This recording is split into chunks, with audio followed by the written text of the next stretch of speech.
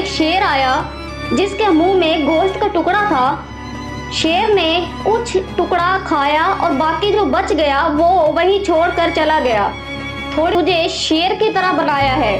تو نے زخمی لومڑی لنجی لومڑی کو دیکھ کر خود پر مثال لے لی جو کہ محتاج ہے، مجبور ہے، لیکن تو شیر نہیں بنا جو رزق لا کر دے رہا ہے۔ میں نے تجھے ہاتھ پاؤں عطا کیے ہیں، تیری آنکھیں ہیں، تو بول سکتا ہے، تو سن سکتا ہے۔ میں نے تجھے شیر بنایا ہے، تجھے میں نے زخمی اور لنجی لومڑی نہیں بنایا۔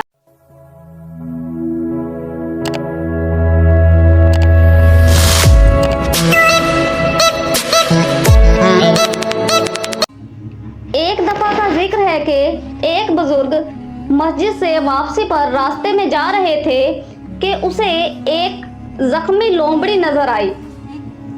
لومڑی کے دونوں پچھلے پیر بے حد زخمی ہو چکے تھے، جس کی وجہ سے وہ زیادہ دور نہیں جا سکتی تھی۔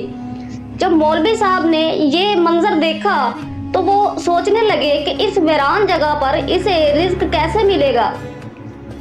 وہ ایک پتھر کی اوٹ میں بیٹھ گئے اور دیکھنے لگے۔ تھوڑی ہی دیر بعد وہاں ایک شیر آیا جس کے منہ میں گوشت کا ٹکڑا تھا۔ شیر نے کچھ ٹکڑا کھایا اور باقی جو بچ گیا وہ وہیں چھوڑ کر چلا گیا۔ تھوڑی دیر بعد وہ لومڑی رینگتی ہوئی گوشت کے ٹکڑے کے قریب گئی، اسے کھایا اور ساتھ ہی ایک کھڈے میں بارش کا پانی جمع تھا، وہ پی کر واپس اپنی جگہ پر بیٹھ گئی۔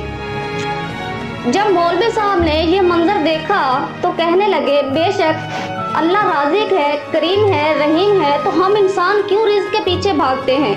ہم کیوں اتنی محنت کرتے ہیں؟ میں بھی آج کے بعد کوئی کام نہیں کروں گا، میرا مالک مجھے رزق عطا کرے گا۔ اگلے ہی دن وہ دنیا داری اور گھر بار چھوڑ کر مسجد کے ایک کونے میں جا بیٹھا اور خوب اللہ اللہ کرنے لگا۔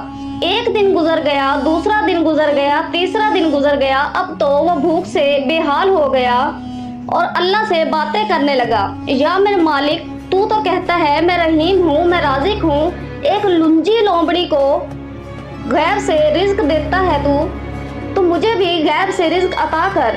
3 دن ہو گئے میں مسجد میں تیری عبادت میں بھوک سے بے حال ہوں۔ اسی حالت میں وہ سو گیا اور خواب میں کیا دیکھتا ہے کہ ایک روشنی آسمان سے اتر رہی ہے جس میں آواز آئی، اے میرے بندے، میں نے تجھے شیر کی طرح بنایا ہے۔ تو نے زخمی لومڑی لنجی لومڑی کو دیکھ کر خود پر مثال لے لی جو کہ محتاج ہے، مجبور ہے، لیکن تو شیر نہیں بنا جو رزق لا کر دے رہا ہے۔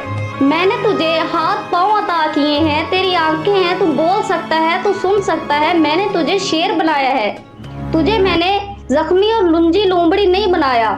اٹھ کھڑا ہو، خود بھی کما اور دوسروں کے لیے بھی رزق کا سبب بن۔ بزرگ نے جب یہ خواب دیکھا تو اس کی فوراً آنکھ کھل گئی، اس نے اللہ سے توبہ کی اور واپس اپنے کاموں میں مشغول ہو گیا، اور اس نے دل ہی دل میں اللہ سے وعدہ کیا کہ وہ آئندہ رزق حلال کمائے گا، ہاتھ پیر ہلا کر جتنا ممکن ہو سکا رزق کمائے گا، خود بھی کھائے گا اور دوسروں کے لیے بھی سہارا بنے گا۔